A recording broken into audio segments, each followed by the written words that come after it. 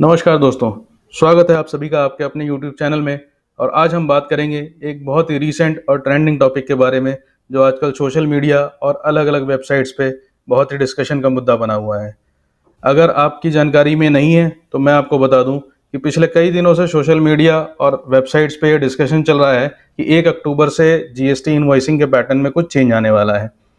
मेरी और मेरी टीम के पास भी बहुत सारे मैसेजेस आए और लोगों ने जानने की कोशिश करी कि क्या उन्हें अपने इनवॉइसिंग के पैटर्न में कुछ चेंज करने की ज़रूरत है, क्या कोई नया एडिशन गवर्नमेंट ने रूल के अंतर्गत किया है। तो हमने भी इंटरनेट पे जाकर ये जानने की कोशिश करी कि क्या नए अपडेशंस आए हुए हैं, और हमने ये देखा कि अलग अलग वेबसाइट्स पे बहुत सारे एक्सपर्ट्स ने ये क्लेम किया हुआ है कि 1 अक्टूबर से इनवॉइसिंग के पैटर्न में एक नए फील्ड का एडिशन किया गया है, और जिसका आधार ये है कि इनकम टैक्स डिपार्टमेंट ने अपने सेक्शन 139A के अंतर्गत क्लॉज सी के अंदर एक सब सेक्शन 5 ऐड किया है, जो कि ये कहता है कि अगर कोई भी जीएसटी रजिस्टर्ड पार्टी अपने किसी भी कस्टमर को अगर इनवॉइस करती है,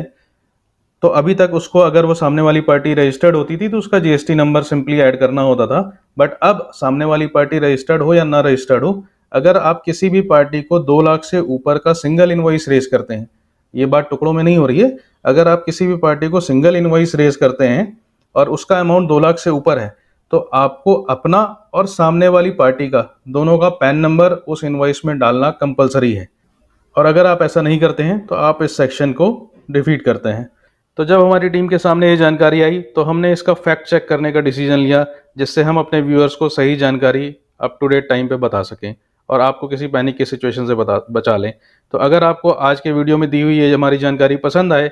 तो हमारे चैनल को सब्सक्राइब करिएगा, ताकि आने वाले टाइम पे भी आपको इसी तरह की जेन्युइन और सही इन्फॉर्मेशन टाइम पे मिल सकें। और अगर आप चाहें तो हमें सोशल मीडिया पे भी फॉलो कर सकते हैं, जिसके लिंक आपको डिस्क्रिप्शन में दिए गए हैं। आप किसी भी मीडिया के थ्रू हमसे जुड़ सकते हैं और आपको इस तरह की अपडेट जानकारियाँ टाइम टाइम पे वहाँ प्रोवाइड की जाएंगी।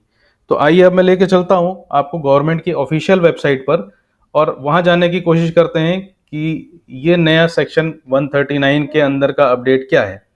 तो देखिए, ये मैंने आपके सामने इनकम टैक्स india.gov.in की ऑफिशियल वेबसाइट खोली है, और उसके अंदर हम सामने मौजूद हैं clause C of section 5 of section 139A के पास। अब बिना टाइम वेस्ट किए अगर हम सीधे सीधे अपने मेन पॉइंट पे आते हैं, तो इसके अंदर पहले से बहुत सारे ट्रांजैक्शंस की जानकारियां दी गई हैं, और इसमें यह बताया गया है कि any transaction in relation to which permanent account number is to be quoted in all the documents for the purpose of clause C of section so and so, उसकी लिस्ट यहाँ पर प्रोवाइडेड है, जिसके अंदर टोटल 17 या 18 type of transactions आते हैं, जिसमें बहुत सारे ट्रांजेक्शन्स हैं। जैसे अगर आप कोई मोटर व्हीकल सेल या परचेज कर रहे हैं,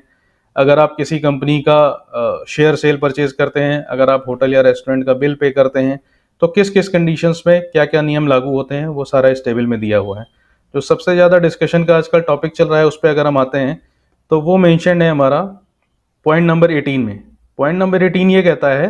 कि एनी सेल और purchase by any person of goods और सर्विसेज, यानी आप सामान या सर्विसेज कुछ भी दे रहे हो of any nature other than those specified in section number 1 to 17 of this table, यानी ऊपर जो भी 1 से 17 तक के ट्रांजेक्शन्स मेंशन्ड हैं, उसके अलावा जितनी भी चीज़ें बचती हैं, अगर आप उनमें से किसी भी में डील करते हैं, तो उस केस में आपको पैन नंबर अपने डॉक्यूमेंट में यानी अपनी इनवॉइस में मेंशन करना है if the amount is exceeding 2 lakh rupees per transaction. यानी एक इनवॉइस की वैल्यू अगर 2 लाख से ज़्यादा है तो आपको पैन नंबर वहाँ पर कंपल्सरली मेंशन करना है। लेकिन पॉइंट नंबर 1 से 17 में अगर आप आते हैं तो उसमें अलग अलग कंडीशंस लागू हैं। फॉर एग्जाम्पल, अगर आप LIC का प्रीमियम यानी लाइफ इंश्योरेंस प्रीमियम पे कर रहे हैं और उसका अमाउंट 50,000 से ज़्यादा है, तो आपको पैन नंबर मेंशन करना वहाँ ज़रूरी है। अगर आप म्यूचुअल फंड के यूनिट सेल परचेज कर रहे हैं और उसकी पेमेंट कर रहे हैं, तो उस केस में 50,000 से ऊपर पे नियम लागू होता है। अगर आप होटल या रेस्टोरेंट का कोई बिल पे कर रहे हैं, तो उस केस में भी आपके ऊपर 50,000 की लिमिट अप्लाई होती है। तो इस तरीके से अलग अलग सेक्शंस यानी अलग अलग ट्रांजेक्शन्स में ये चीज़ें लागू होती हैं। बट इन जनरल बची हुई जितनी भी 99% सर्विसेज होंगी, उस सब पे ये नियम तब लागू होता है जब हम 2 लाख से ऊपर की ट्रांजैक्शन कर रहे हैं। यानी एक चीज़ फॉर श्योर हो जाती है कि अगर आप किसी भी ट्रेड में हैं, किसी भी तरह की बिलिंग यानी बिजनेस कर रहे हैं, और आप किसी कस्टमर को 2 लाख से ऊपर का इनवॉइस रेज कर रहे हैं, तो आपको सतर्क हो जाने की ज़रूरत है कि अब आपको ई वे बिल, ई इनवॉइस और जीएसटी नंबर के अलावा पैन नंबर अपना और सामने वाली पार्टी का मेंशन करना जरूरी है। यानी अभी आप सतर्क हो जाएं, और अगर आप अपने किसी भी सॉफ्टवेयर या प्रोसेस के थ्रू इनवॉइस रेज करते हैं तो उसमें ये फीचर अपना अपडेट करा लें, ताकि आपको इस तरह की दिक्कत ना आए। लेकिन सबसे इम्पोर्टेंट बात वो ये कि इस पूरे क्लॉज में ये कहीं भी नहीं लिखा हुआ था कि ये अपडेट जो है 1 अक्टूबर 2021 से लागू है। तो हमने ये जानने की कोशिश करी कि ये नियम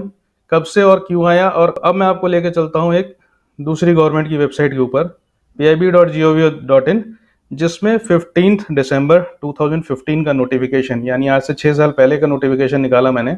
और उसमें इसी रूल को चेक करने की कोशिश करी।